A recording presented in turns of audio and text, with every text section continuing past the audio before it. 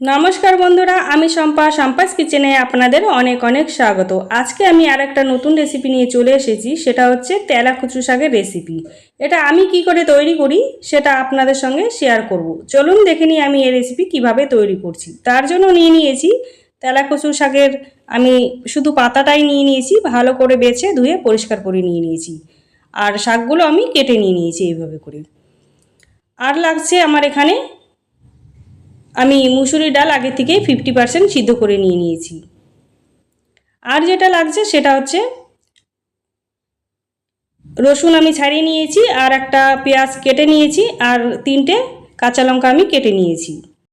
কড়াইটা বসিয়ে দিয়ে গরম হয়ে গেলে দিয়ে দেবো 1 চামচের মতন সর্ষের তেল। যেহেতু বাঙালি রান্না তাই আমি সর্ষের তেল ব্যবহার করলাম। আর ফোড়নে দিয়ে দেবো 1/2 চামচ সর্ষে, আর দিয়ে দেবো একটা শুকনো লঙ্কা। সুন্দর একটা গন্ধ বেরিয়ে আসলে এবার দিয়ে দেবো কেটে রাখা পেঁয়াজ আর রসুন আর কাঁচা লঙ্কা দিয়ে সব কিছু ভালো করে একটু নাড়িয়ে নেব। আমার এখানে পেঁয়াজ রসুন সব ভাজা হয়ে গিয়েছে। এবার আমি দিয়ে দেবো সামান্য পরিমাণে হলুদ গুঁড়ো, আর দিয়ে দেবো লবণ। লবণটা আপনারা আপনাদের স্বাদ অনুসারে দেবেন। একটু মিশিয়ে নেব। মিশিয়ে নিয়ে এবার দিয়ে দেবো কেটে রাখা শাকটা দিয়ে সেই সঙ্গে সঙ্গে দিয়ে দেবো আমি সিদ্ধ করা মুসুরি ডালটা দিয়ে এবার আমি ভালো করে মিশিয়ে নেব। একদম সহজ রান্না, আর খেতে খুবই সুস্বাদু হয়। এটা খেতে শরীরের পক্ষে খুবই উপকারী। শাকটা দিয়েছি যেহেতু জল ছাড়বে, তাই আমি 5 মিনিটের জন্য রান্না করে নেব। দেখেন আমার শাকটা কতটা কমে এসেছে। এখন আমি নাড়িয়ে নেব।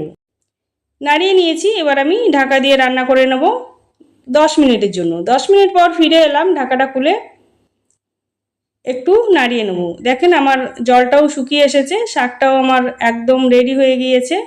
এবার আমি নাড়িয়ে নিয়ে দিয়ে দেবো সামান্য পরিমাণে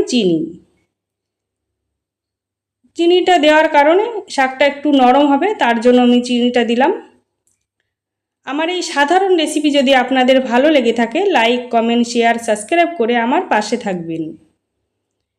আমি মিশিয়ে নিয়েছি, এবার আমি ঢেলে নেব। ঢেলে নিয়েই সার্ভ করে দেবো তেলাকুচু শাকের রেসিপি।